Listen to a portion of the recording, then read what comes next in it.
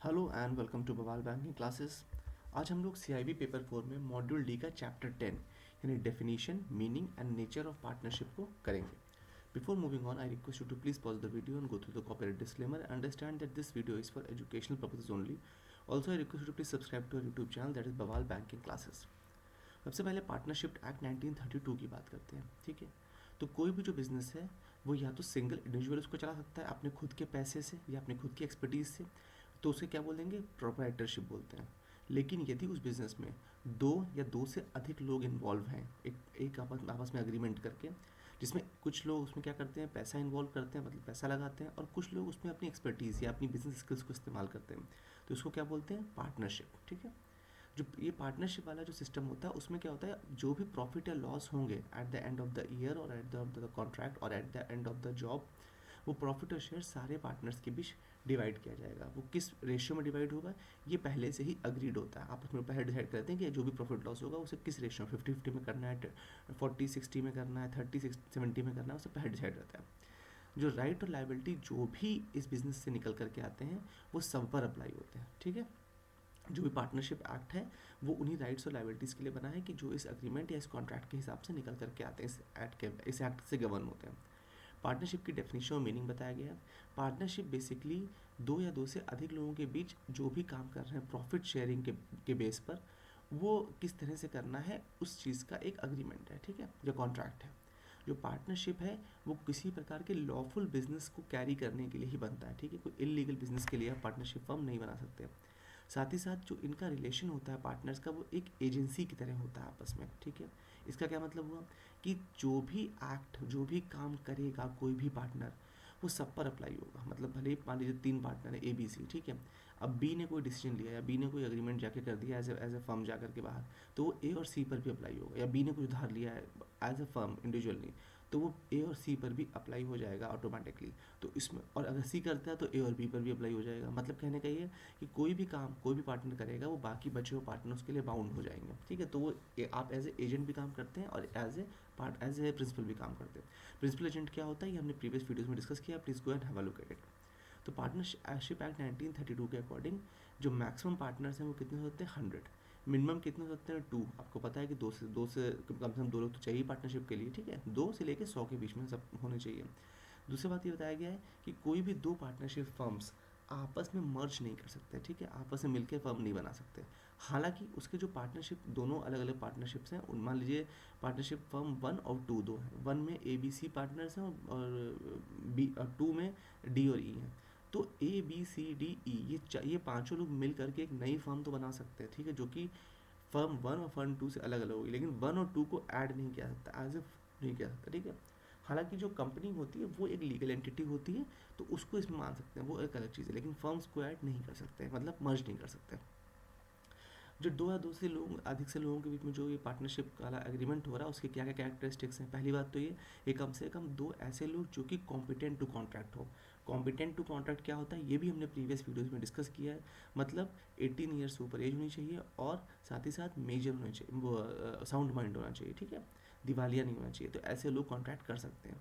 तो दो या दो से अधिक ऐसे लोग जो कि कॉम्पिटेंट ऑफ टू कॉन्ट्रैक्ट हो वो। ठीक है, जो कॉन्ट्रैक्ट होगा वो ओरल भी हो सकता है, रिटन भी हो सकता है और इम्प्लाइड भी हो सकता है। ठीक है, जो अग्रीमेंट होगा उसमें कैरेक्टरिस्टिक्स कैसे रहेंगे, या तो वो फिक्स्ड पीरियड के लिए होगा, या फिर वो किसी पर्टिकुलर टास्क के लिए होगा, या वो अनलिमिटेड टाइम के लिए हो सकता है। वो डिपेंड करेगा, उससे मेंशन रहेगा, उसी हिसाब से हम लोग पार्टनरशिप फर्म्स को क्लासीफाई भी करते हैं। जो पार्टनरशिप है वो बेसिकली कभी भी जो कॉन्ट्रैक्ट है ये लॉ ऑफ इनहेरिटेंस के हिसाब से नहीं चल सकता। ये नहीं कि आपने अपने बेटे का नाम कर दिया वो ऑटोमेटिकली उसका पार्टनर बन गया, ऐसा नहीं होता है। ठीक है, that can not work. Business कहा गया है इसके बाद कि पार्टनरशिप जो भी फॉर्म होगी वो किसी बिजनेस, किसी काम को करने के लिए होगी, मतलब प्रॉफिट मेकिंग के लिए होगी। जो क्या क्या बिजनेस हो सकते हैं, कोई ट्रेड हो सकता है, कोई ऑक्यूपेशन, कोई प्रोफेशन, कुछ भी हो सकता है। जैसे ये इवन जो सीए की फर्म्स होती हैं, जो लॉ फर्म्स होती हैं, ये भी पार्टनरशिप फर्म्स होती हैं। जो बिजनेस जो है वो किसी प्रकार का उसमें ट्रांजैक्शंस इन्वॉल्व होने चाहिए। प्रॉफिट के लिए कहा गया कि प्रॉफिट शेयरिंग या लॉस शेयरिंग जो होगी वो एक डेफिनेट रेशियो में पहले से ही जो उस पर अग्री करेंगे सारे पार्टनर्स, वो डिसाइड रहती है, अग्रीमेंट में मेंशन रहता है। म्यूचुअल एजेंसी का मतलब है कि कोई भी एक पार्टनर जो काम करेगा वो सब पर अप्लाई होगा, जो हम डिस्कस कर चुके हैं। तो इसमें जो पार्टनर्स हैं वो एज ए एजेंट भी काम कर रहे हैं, एज ए प्रिंसिपल भी। एजेंट इसलिए क्योंकि उनकी करी हुई डीड्स, उनके करे हुए काम बाकी पार्टनर्स पर अप्लाई हो रहे हैं तो वो एजेंट हो गए, और जो अन्य पार्टनर्स जो काम कर रहे हैं वो उस पर अप्लाई होगा तो वो प्रिंसिपल भी होगा, ठीक है। तो कुल मिलाकर के एक व्यक्ति इसमें हर चीज़ के लिए रिस्पॉन्सिबल होता है या अकाउंटेबल होता है, कहेंगे हम करेक्ट वर्ड। कितने प्रकार की पार्टनरशिप्स होती हैं? एक होता है partnership at will. Partnership at will का मतलब होता है कि 2 या 2 से अधिक लोगों, मतलब 100 लोगों से कम के बीच एक पार्टनरशिप फर्म तैयार करेगी, जिसमें ये कहा गया कि ये पार्टनरशिप जो है पर्टिकुलर ड्यूरेशन के लिए, ठीक है, एक फिक्स ड्यूरेशन, टाइम ड्यूरेशन दिया गया कि इतने दिन तक ये चलेगी, मान लीजिए 1 साल, 2 साल, 18 महीने, 24 महीने। ये बेसिकली कब होता है? जैसे मान लीजिए कोई, अभी फॉर एग्जाम्पल जैसे अभी कुंभ चल रहा है, ठीक है, तो let's take an example of Kumbh. अब कुंभ के टाइम के लिए कहा गया कि भाई कुंभ जब तक चल रहा है, 2 महीने 3 महीने, तब तक इस काम को करना है हमें। तो वहाँ पर कोई स्टॉल लगाया, कुछ लगाया, आपको कोई आउटसोर्सिंग चाहिए, तो आपने पार्टनरशिप से कुछ बनाया, वहाँ पे कुछ सामान प्रोवाइड किया, तो that is called partnership at will, ठीक है, कि हमें इतनी ड्यूरेशन के लिए चाहिए। पार्टनरशिप जो इसमें होती है, ये जो जब डिज़ोल्व करनी होगी, या तो अपने आप वो मतलब उस ड्यूरेशन के बाद ख़त्म हो जाएगी, और अदरवाइज वैसे डिज़ोल्व करनी है तो कोई भी एक पार्टनर जो है वो रिटर्न नोटिस दे देगा बचे हुए पार्टनर्स को कि हम इसे डिज़ोल्व करने के इंटेंशन रख रहे हैं, ठीक है। जो भी उस पर डेट मेंशन रहेगी, वहाँ से जो पार्टनरशिप है वो डिज़ोल्व मान ली जाएगी, और उसके बाद फिर जिम्मेदारी भी खत्म हो जाएगी, ठीक है। उससे पहले जो एग्रीमेंट्स होंगे उनके तो रह जाएंगे, बाद वाले पे नहीं। जो पार्टनरशिप फॉर फिक्स पीरियड का क्या मतलब होता है? फिर से एग्जांपल लेते हैं कुंभ का, ठीक है। मान लीजिए ऐसा हुआ कि हमने डिसाइड किया कि हम एक फिक्स पीरियड के लिए, कि एक इतने इतने टाइम के लिए हमें पार्टनरशिप रखनी है, तो उस पार्टनरशिप में जब टाइम फिक्स रहेगा कि इतने टाइम के लिए रखनी है, तो वो फिक्स पीरियड वाली हो जाएगी, ठीक है। इसका क्या मतलब हो जाएगा? इसका मतलब ये हो जाएगा कि आप ये समझ लीजिए जैसे कि जब वो फिक्स पीरियड ख़त्म हो जाता है, तो अगर पार्टनर्स चाहें तो उसको कंटिन्यू भी कर सकते हैं, लेकिन अगर कंटिन्यू करते हैं तो जो भी rights and duties initial partnership agreement में मेंशन थी वही चलती रहेंगी, ठीक है। मतलब कि उस केस में जो फिक्स पीरियड वाला पार्टनरशिप है ये ऑटोमेटिकली एट विल पे कन्वर्ट हो जाएगा, तो टाइम उसमें बढ़ जाएगा। पर्टिकुलर पार्टनरशिप का मतलब होता है किसी पर्टिकुलर टास्क के लिए, जैसे कि कहीं पर रोड बनानी है, तो कुछ लोगों ने सोचा कि भाई हम लोग फर्म बना लेते हैं और मिल करके वहाँ रोड डलवा देते हैं, ठीक है, एक छोटा सा एग्जाम्पल है। तो ऐसे केस में क्या हो जाएगा कि वो एक पर्टिकुलर टास्क है कि फला पॉइंट ए से पॉइंट बी तक रोड बनाने का टास्क हमको कंप्लीट करना है, उस टास्क के लिए हमने पार्टनरशिप फर्म तैयार कर ली, तो उसके लिए सारे पार्टनर्स इन्वॉल्व हो जाएंगे और सारे इसमें अकाउंटेबल हो जाएंगे। लास्ट है हमारे पास लिमिटेड लाइबिलिटी पार्टनरशिप। देखिए लिमिटेड लाइबिलिटी पार्टनरशिप एक तरह की बॉडी कॉर्पोरेट होती है, और एक ये लीगल एंटिटी होती है जिसकी आइडेंटिटी उसके पार्टनर से भिन्न होती है या अलग होती है। इसमें सभी पार्टनर्स की म्यूचुअल राइट्स और ड्यूटीज़ मेंशन रहते हैं, ठीक है। और ये जो होता है ये अग्रीमेंट गवर्न होता है लिमिटेड लाइबिलिटी पार्टनरशिप एक्ट के द्वारा।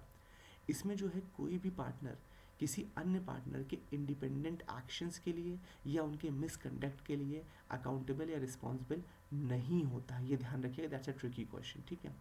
जो भी पार्टनर होता है एलएलपी में वो बेसिकली एक एजेंट होता है, ना कि प्रिंसिपल। ये जैसे कि हमने पार्टनरशिप फर्म्स में एजेंट और प्रिंसिपल दोनों का रोल प्ले करते हैं, यहाँ पर सिर्फ एजेंट है, मतलब वो फर्म के बिहाफ पर या जो पार्टनरशिप फर्म ये बनी है एलएलपी के बिहाफ पर काम तो करेंगे, लेकिन एलएलपी के एक्शंस के लिए स्वयं रिस्पॉन्सिबल नहीं होंगे, ठीक है। साथ ही साथ एलएलपी के जो अन्य पार्टनर्स होंगे उनके एक्शंस के लिए भी रिस्पॉन्सिबल नहीं होंगे, तो इसका मतलब ये प्रिंसिपल नहीं बल्कि एज ए एजेंट काम कर रहे हैं।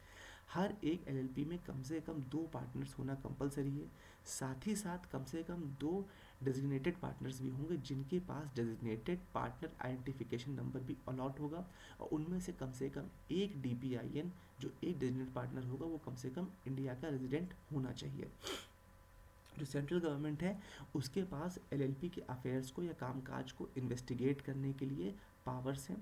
जो भी फर्म या प्राइवेट कंपनी अगर अनलिस्टेड पब्लिक कंपनी है वो सभी के सब एलएलपी में कन्वर्ट हो सकते हैं एज पर दिस एक्ट, ठीक है। यदि किसी एलएलपी को बंद करना है या वाइंड अप करना है वॉलंटरीली भी, या फिर national company law tribunal NCLT का भी इन्वॉल्व होती है जब दिवालिया घोषित होते हैं, ठीक है, तो उसमें केस में भी वो वाइंड अप की जा सकती है, ठीक है, वॉलंटरी भी और एनसीएलटी के एक्शंस के द्वारा भी। With this we have come to end. I hope you like the session. Please I request you to please subscribe to our YouTube channel, that's Bawal Banking Classes. Also, please give us your genuine feedback so that we can improve in a better way. Thank you so much for your valuable time.